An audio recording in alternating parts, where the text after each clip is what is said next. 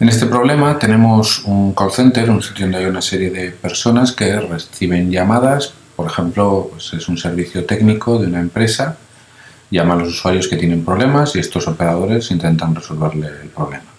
Entonces, estos operadores los vamos a llamar operadores de primer nivel. Tenemos C1 operadores y cuando reciben una llamada tardan en media T1 segundos en atender y resolver ese caso. Hay un número limitado de usuarios. Desde la centralita hacia la red telefónica vamos a suponer que el enlace es de gran capacidad, no vamos a tener bloqueo ahí. Si tenemos bloqueo, o por lo menos hay tanta capacidad como lo que es el número de operadores. Por lo cual, si hay bloqueo, el bloqueo se debe a que no hay suficientes operadores disponibles. Entonces, si llega una llamada y no hay ningún operador libre, esa llamada recibe una locución, se le dice: lo sentimos mucho, pero todos estos operadores están ocupados, por favor llame en otro momento, y se le cuelga. Bien, entonces esa locución dura T segundos. Todas las llamadas bloqueadas en los operadores de primer nivel, porque están todos ocupados, reciben esa locución. Y nos dicen que se reciben en media, se ha medido n llamadas por hora. Puede suceder que un operador de primer nivel que está atendiendo un caso lo resuelva, siga su procedimiento, tarda poco, ese tiempo T1, y lo resuelva, o puede que fracase, no lo pueda resolver porque el problema es muy complejo. Entonces se sabe que una fracción Q de los clientes atendidos por el primer nivel, es decir, de aquellos a los que se le contesta, ahora que le sucede, una fracción Q de ellos no se le puede resolver el problema. Entonces, cuando el operador de primer nivel no puede resolver el problema, lo que va a hacer es redirigir la llamada a un técnico especialista, que es lo que vamos a llamar pues un operador de segundo nivel. Esta gente pues serán menos, especialistas, cobrarán más, todo lo que queráis. Tenemos C2 especialistas del segundo nivel.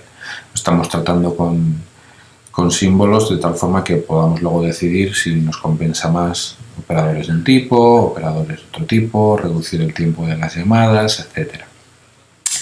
Entonces, si estuvieran ocupados todos los operadores del segundo nivel y hubiera que redirigir una llamada, lo que se va a hacer es pedirle disculpas al usuario y colgarle diciéndole: pues lo sentimos, no podemos resolverle, llame otro día, que nuestros técnicos haya alguno que esté desocupado. Con lo cual ese bloqueo se convierte en pues un cliente insatisfecho, que intentaremos reducirlo. Tenemos ya dos sitios donde hay bloqueo: las llamadas que no encuentran un operador de primer nivel disponible, y luego de los que sí encuentran un operador, la fracción de ellos que no consiguen que le resuelva el problema al operador de primer nivel, y que al redirigirlo a los operadores de segundo nivel resultan que están todos ocupados. Bien, nos dicen que estos operadores de segundo nivel pues tardan en media T2 segundos, lo cual puede ser un valor diferente, en resolver un problema. Y si alguien consigue que le atienda al operador del segundo nivel, este es un técnico especialista que resuelve el problema sí o sí. Por lo cual no nos planteamos el medir la insatisfacción de gente a la cual no se le haya resuelto el problema. Simplemente dejamos de resolver problemas cuando a alguien no se le ha podido atender en el primer o en el segundo nivel. Bien, nos preguntamos, por ejemplo, qué proporción de las llamadas no logra ser atendida por operadores del primer nivel. Del total de las llamadas que llegan, cuántas al final van a la locución. También qué proporción de las llamadas son redirigidas al segundo nivel. Sabemos la fracción de llamadas que se redirige al segundo nivel de entre las que han sido descolgadas en el primer nivel, de las que se les ha atendido en el primer nivel. Lo que queremos saber es qué proporción de las llamadas globales que se reciben se dirigirían a operadores del segundo nivel.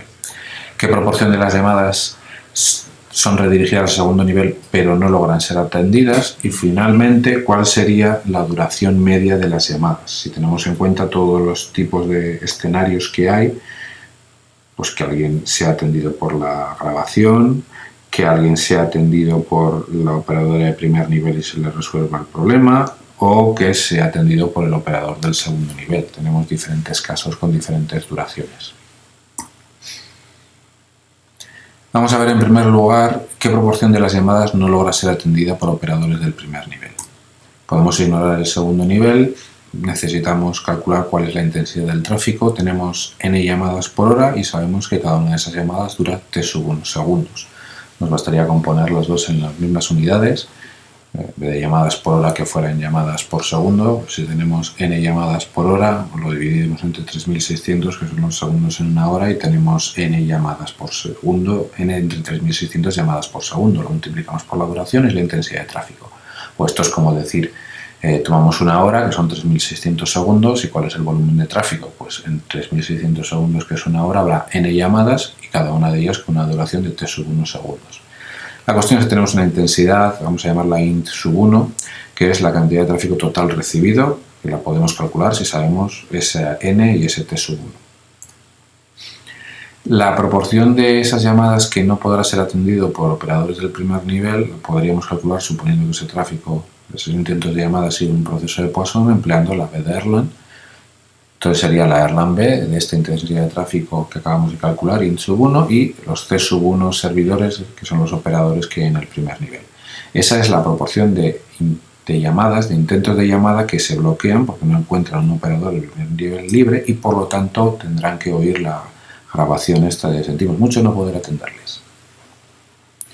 ¿Qué proporción de las llamadas son redirigidas al segundo nivel?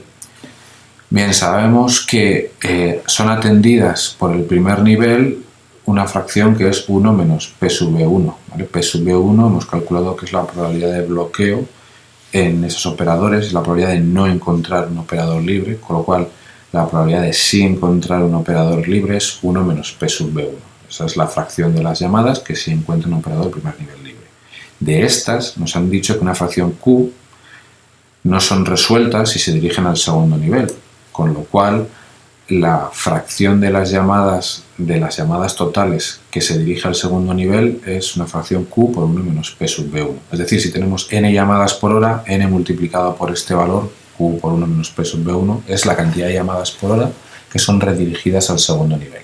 Que es simplemente coger las que consiguen atenderse en el primer nivel y de ellas la fracción que no se le puede resolver el problema y por lo tanto se dirige al segundo nivel. ¿Qué proporción de las llamadas son redirigidas al segundo nivel pero no logran ser atendidas? ¿Vale? ¿Qué proporción de las llamadas totales? Sabemos que una fracción Q por 1 menos P sub B1 son redirigidas al segundo nivel. Es decir, como estábamos diciendo, si n es el número total de llamadas por hora, n por Q por 1 menos P sub B1 es el número de llamadas por hora que se redirigen al segundo nivel. Así que tenemos una intensidad de tráfico, hay que tener cuidado aquí porque es un tráfico desbordado, con lo cual ahora una hipótesis de Poisson, de que este tráfico sea de Poisson, a lo mejor es mucho suponer, pero vamos a continuar con esta hipótesis. Vamos a suponer que el tráfico es de Poisson, entonces aquí vamos a calcular la intensidad de tráfico promedio, eso es independiente de que sea de Poisson o no. Los recursos que ahora se ocupan, el equivalente a los canales o los servidores, son los T sub 2 operadores que se van a dejar ocupados durante T sub 2 segundos. Entonces, esto tenemos que tener en cuenta a la hora de calcular la intensidad de tráfico. No el C sub 2, sino el T sub 2, el tiempo. Porque a fin de cuentas la intensidad de tráfico lo que nos va a contar es el número de peticiones y el tiempo medio que dejan reservados los recursos. Con lo cual ahora tenemos una intensidad de tráfico que es la que se dirige a los usuarios del segundo nivel, que es el número de llamadas totales que recibimos, que es n.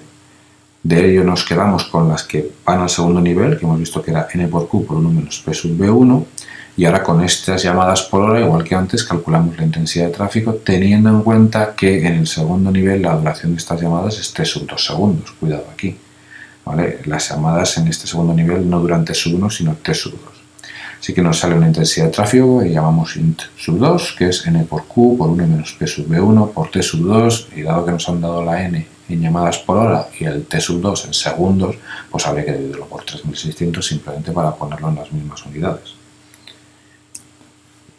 Así que con esta intensidad de tráfico de estas llamadas que se dirigen al segundo nivel, ¿qué proporción no son atendidas? Pues no serán atendidas simplemente una proporción P sub B2, que será la Erlang B de esta intensidad de tráfico y ese número de servidores.